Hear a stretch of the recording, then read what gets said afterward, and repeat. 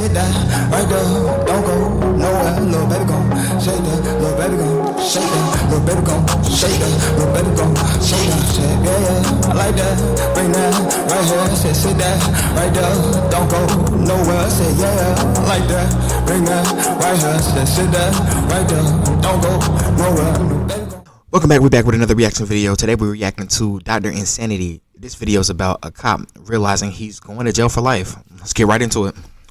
This is Grant Hardin, a 50-year-old police officer hiding a horrifying secret. Grant has been apprehended on suspicion of murder, but as it would later transpire, his crimes and behavior were so bad that in his interrogation, he tried everything he possibly could to escape. On the 23rd of February, James Appleton had pulled into a parking lot on Ganridge Road to take a phone call with his brother-in-law. Suddenly, a loud banging sound was heard over the phone, and the line went dead. A passerby had spotted a white Chevrolet Malibu parked behind James's car that immediately sped away after the loud noise. When the passerby went to check on James, he was lying dead at the wheel with a gunshot wound to the head. Gateway, Arkansas is a small town of 400 people, so the owner of the Chevy was quickly determined to be Grant Hardin, a 50-year-old police officer who had lived in this town his whole life. Later that night, Grant's vehicle was stopped at a police roadblock after taking his family out for dinner, and he was quickly brought in for questioning.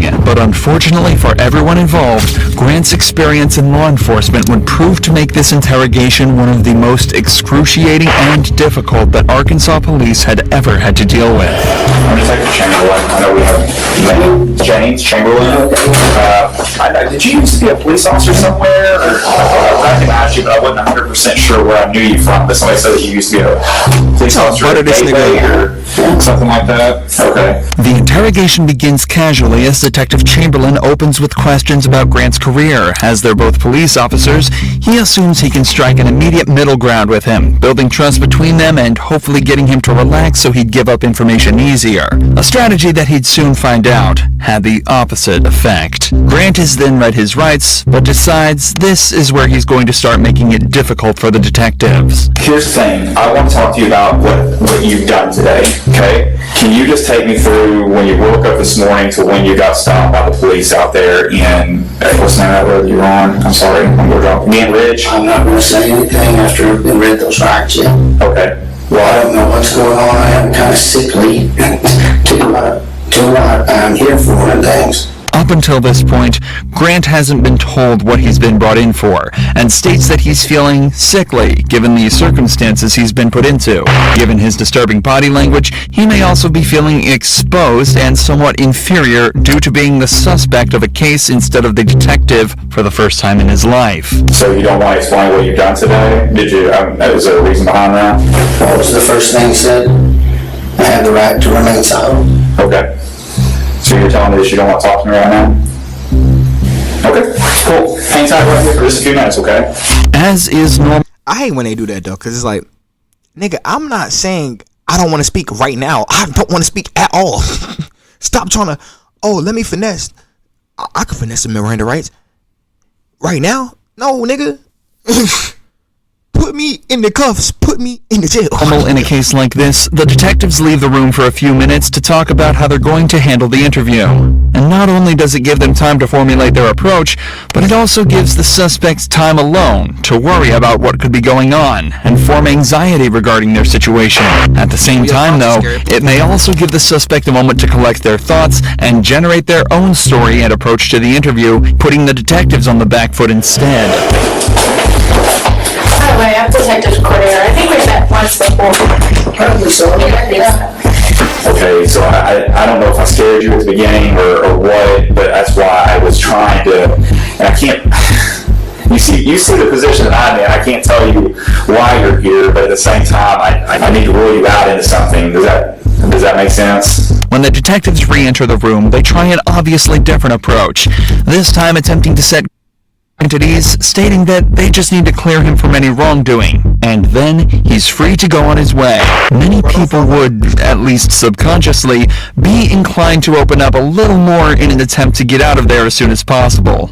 but Grant has other ideas. Would you be willing to talk to me about your day, knowing that I need to rule you out of something, or I'm just, if you didn't do anything wrong today, you have nothing to worry about? Yes, I would have liked to, but before the rights were read, so not knowing what's going on. Yeah, and you understand as a detective, we read those rights to everybody who comes in here. It's not just you. It's to everybody that walks through this room and talks to us. As a former police officer, Grant is fully aware of all of this. He knows everybody that's interviewed, innocent or not, has to be read these rights, which essentially completely invalidates this as the real reason that he isn't talking.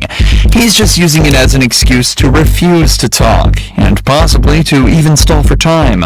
I guess my question is this, knowing what I just told you, I guess if it was me and I was, if I was in your position, I'd be like, hey, James, I did this, or Grant, I did this, I was at, here, and here, and I would just be done with it. But at this point, I can't clear you from this because you could still potentially be a suspect.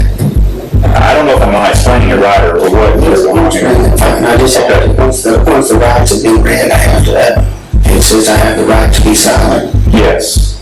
Okay. Just tell me this. I know you were a police officer before, right? You're a police officer in Gateway? It's an easy yes or no. I'm being silent. Well, I can see that. We can do this all night. I mean, it doesn't bother me. You're going to continue to be a suspect until I find out otherwise. Unfortunately for the detectives, Grant is exercising perfect form within this interrogation.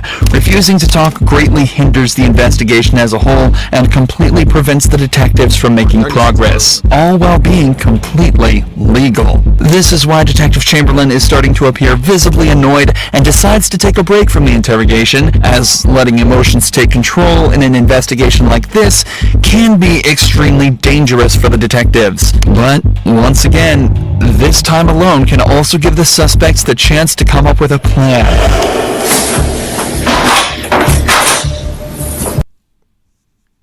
Bro, you know you're on cam though. That's my thing. If the plan was escape, nigga, you think they gonna leave the door unlocked? No one. Well, let me not say no one's that slow. It's people that are that slow, but I don't think they're that slow. That's the same. I need to go. You need to go where? I'm going to get ready for work in a little bit. Okay, we'll just have a seat and I'll get it for you. Okay. Okay? All right, thank you. Yes, sir. The other officer told me you want to talk to me again. What's going on? I'll just ready to go. Okay. And I'm not ready for you to go yet, so you're not going to be able to go. I've got other things that I'm doing right now, so. I was gonna go. Oh, no, you're not going to go. Okay. Yeah, no, you're not. But I'm saying, Okay. perfect. Thank you. Oddly enough, in many other investigations like this, now is around the time where an officer may attempt to come to a decision regarding the suspect. The interview is obviously at a complete standstill and no progress is being made in any direction. The standard protocol would be to either gather the information needed to charge the suspect for a crime or release them based on a lack of evidence. But whether the detective thinks he can extract more information or if it was an ego-based decision, Grant is told to stay and continue the interrogation. The police then try to take some time to piece together more of the story, talking to witnesses to try and place Grant at the scene of the crime. Despite his silence being perfectly legal and acceptable, it greatly increases the detective's suspicion towards him. Suspicion that's only heightened when Grant's wife says that his only alibi was that she thought he was spreading grass seeds at the time of James's death. All signs point towards Grant, and Detective Chamberlain goes back in for round 3. Detective Cordero is talking to your wife right now. I talked to her a little bit, so I kind of got a timeline of where you were and where you aren't today. We all know what happened, okay? I'm not trying to get you in any trouble. I'm not trying to get her in any trouble. You've got a little daughter, 16, who needs her parents, okay? I don't know if you've had a problem with this guy for a while, and this was an accident, or you maliciously chased him down, or what happened. But if I don't get your side of the story, I won't ever know. We're writing a book. You got chapter 1, you got chapter 2, and chapter 3. Chapter 1 is what happened today, what started out today, how your day started. Chapter 2 is what led up to the incident, and Chapter 3 is you telling me about what happened to lead you up to that. I know you went to eat, out tonight. I know what you said at dinner. I know you went to Lowe's afterwards. I know everything, but I don't know what caused the incident. And if I don't know that, I've got to assume the worst. I'll let you think about it. I'll give you one more chance in a few minutes, and I'm not going to talk to you anymore. I'm telling you that. Well, what happened? I know, you know, we have witnesses that put you there. They physically ID'd you. The 2 cars that drove by. Look, man, I'm not... Alright. That sounds like enough evidence. Arrest me then. Like, nigga, I'm not going.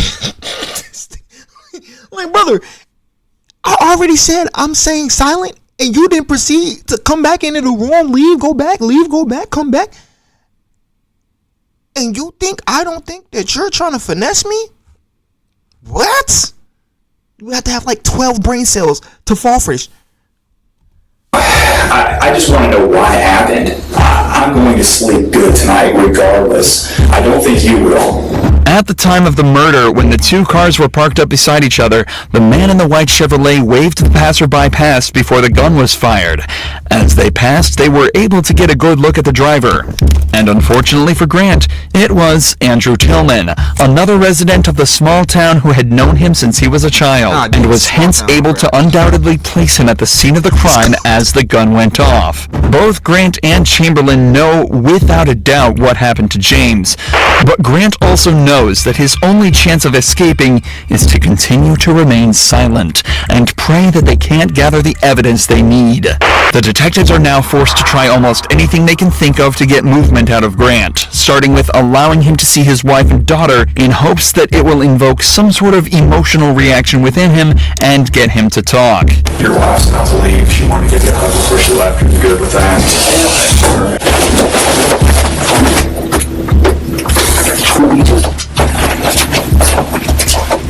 Okay. All right, I'll be back in a few minutes. Thank you. Unfortunately, even this doesn't work.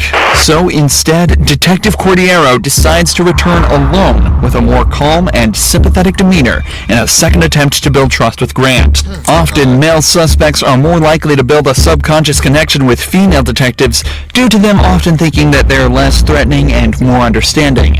Realistically, this is the last option the detectives have. Alright. Get ready to send that laying down up on that desk, but it looks awful hard. Yeah, I don't know if you're being more comfortable up there than what you are now. Can you help me understand how we got to this point? I don't know. You don't know? Man, I remember being on patrol and running into you one night. Help me out on my call, back me up. And way back in, I guess almost 3 years now. Well, Two yeah, probably something so. like that. Yeah, something like that. You guys are always good to help us, help me too. Yeah, absolutely. We're at you will always be right there, man. Cordiero opens up with an anecdote about how Grant apparently backed her up on a case 3 years ago. Even though he doesn't necessarily remember it, this will give him the idea that Cordiero will be even more sympathetic and helpful towards him as he's done her a favor in the past. I get the reasoning. It's not like it's crazy reasoning. But nigga, if I don't remember that shit, why the fuck would I feel? Why would I feel the obligation to help you in anything? What? That don't matter. He trying to be polite and like, nigga, I'm about to get charged with a murder. I don't give a fuck. It also allows them to continue reminiscing about their time on the force and the people they've worked with, further strengthening the subconscious bond Grant will be creating. I just don't understand how we got to this point. Stop going. Yeah, me neither. You're willing to talk, tell I'm me. just ready to go to bed. I don't blame you. Me too. Me too. And we could do that. You just talk to me. Well, I just have to, since you read those rights, I have to stay, I have to do the right. Well, what's the difference? You know the difference? Regardless if something happened or not, and if it did, if it was an accident, well, tell me. Like, help me help you. Like, I want to know what I can do or what happened today to They will explain it later. I don't know what happened today, I just need to, People are gonna have questions. Your family. I have questions, Well, exactly. so. So why can't we figure this out together? Cordero is making a conscious It's not effort a to team use effort. inclusive language, such as, "We will figure this out together." This and her open and expressive body language are both techniques she's using to make Grant feel more relaxed, and as though he's part of the solution, not the problem. She's also making every effort to be nice to Grant, in hopes that maybe he'll finally open up to her, or at least give her a way in. We can start from the very beginning. I mean, I know you probably slept in because you work nights. I work nights. Trust me, I worked nights for almost 40 years. I understand how that sleep schedule is. Yeah, I was asleep, so So, I missed it. did you sleep in today? Yeah. I bet you did. You could've got to work tonight, huh? Yeah, Yeah. What time did you get up? news. Around noon. That's usually what time I got up. Like, bro, you're letting her establish the timeline. You're a dumbass. You're a dumbass. She walking this nigga down. Like, man, just get convicted. Dude, watch anything good on TV? Usually that's what I do. I'd eat and watch TV. Level myself up a little bit. Anything good? Same old stuff Oh yeah? on TV. You watch the same episodes? Or like, do you have a specific TV show you would wake up and watch? When we watched, my wife always has it on, I can't remember what channel it's called, right now, TV Land. Oh, okay. I haven't really watched any of that. I couldn't even tell you what it was about. Your wife like that? Oh, yeah, I think she's been watching other stuff, but Yeah. It might not be about the case, but finally, Grant is talking, and Cordero has found her way in. If she can keep the flow of this conversation up, she might be slowly able to extract information from him even without him knowing. Talking about specifics such as TV shows and sleep schedules, even that could lead to catching him in a lie, and placing him in certain places at certain times. But most importantly, she's building a connection with him and continuing to let him talk, which increases the chance that he either slips up or decides to make it easier on the detectives and answer a question. But predictably, as soon as Cordero started asking him to talk about the case again, he shut down once more, refusing to answer any more questions and staying silent. I think you have a lot to live for. Beautiful family who I've had the privilege of talking to. The way I look at it is you're a man. Men face their mistakes and they own up to them. And they figure out what happened and figure out how to solve it and move on. Like I said, I'm honestly here to help you. I want you to understand that. I wouldn't spend my time in here with you if I didn't. And that something happened today that needs to be explained. Did you make a mistake today? Even after reminding him of his family, Grant doesn't move an inch, again realizing that his only chance of being let off is to not speak and hope they don't find anything. I like you, I like this fella that was a detective here, and I don't care about any of that and stuff, and I just don't know how to I've had this happen before, being brought in and interrogated for something, so I really don't care, but I just don't know how to be silent, so I'm not a jerk. No, you're not. He ain't missing. Honestly, you were far from that. You're very polite. Don't you know why you're here? I appreciate you guys, and I'm just gonna, can we get a lawyer? Thank God. You said the magic words. But obviously something's going on and I need one. I just want to hear your side of it. I want to get a lawyer. After hours of almost pointless back and forth, So, Grant finally asks for a lawyer, meaning the detectives can no longer question him, and concludes the interrogation. should have been to this. But this is far from where the story ends. Between this interrogation and the final court hearing, Grant and his lawyer both realized that there was simply no way he was going to be released scot-free. Not only was there a man at the scene of the crime who all but saw him pull the trigger, people were also starting to realize that he'd actually either been fired or resigned from 3 different police force jobs months before becoming the chief of police in his hometown. Damn. So, on October 16th, They say 2017, DWI? Yes. he pleaded guilty to the first-degree murder, but refused to reveal his motive, leaving each member of James Appleton's family without closure to... What? See, I ain't gonna lie, bro. Bare minimum. Like, the bare minimum of human decency, you could at least tell him why you did it. Like, while it probably won't give any closure, it could at least help us know, like, did he do something wrong, or you perceive that he did something wrong, or you're just a horrible person, or what? You're just gonna say, yeah, I'm guilty. I took that man's life, but I have no words. Now we just left him wondering shit. To this day. However, as Grant was being prosecuted, a shocking revelation was made that turned him, a murderer, into a senseless monster of a human being. As his DNA was being taken, they realized it was already in the system under an unknown name for a crime committed almost 20 years ago. In November of 1997, a teacher at Frank Tillery Elementary School went to the teacher's lounge bathroom only to be met by a man brandishing a gun that forced her into a stall. The man then raped her and fled, taking care not to touch anything or leave evidence behind, except for the he left on her clothes. Local police did everything they could to identify the perp, but after 20 months of effort, the investigation went cold until 20 years later when Grant Hardin's DNA was found to be a perfect match. And because Rogers police had obtained a John Doe warrant back in 2003, allowing them to arrest an unknown suspect and bypass the statute of limitations, he was hit with the 14-year sentence for his on top of the 20. That's a good clause or act. That's tough. Like, I didn't even know that was a thing. Nigga, you telling me if you do a crime, but they can't prove it was you somehow, some way? Well, I mean, obviously it was back in the day before the like DNA was like OD, but you can just get cooked.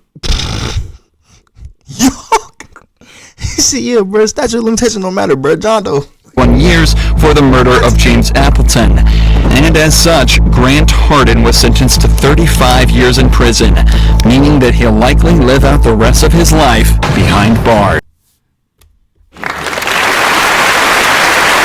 Like, while I was complaining about him not getting his right to exercise, nigga, he needed to be violated. Okay, he's bugging the fuck out. Yeah, Grant Hardin. Weirdo, supreme, super like. Rest in peace to James Appleton. Condolences to his family. That old nigga's crazy. Like, and then we don't know why you did it, bro. You might just be a psychopath or something. And then you raped her. You went into a school and raped her. Yo, you went into a school and raped a woman. Are you? Anyway. This nigga's insane. That's the end of the video. This was, again, a Dr. Insanity video about a cop realizing he's going to jail for life. Make sure you like, comment, subscribe, share the video, share your thoughts on the video in the comment section below. And I'll see y'all next time. Stay safe, y'all. My brother. I'm a cowboy, can't stop me, ain't to live is to come. All this pain got me feeling the compass. See, these can't turn me into a monster. Hey, I'm a cowboy, can't stop me, to live is to come. All this pain got me feeling the compass. See, this can't turn me into a monster. I'm a cowboy, can't stop, can't stop. Hey, all that pain got me feeling jaded. Many to roll when to make it. Feel plugged into the mix, but lagging out before the update. Drop back in, different time, same location.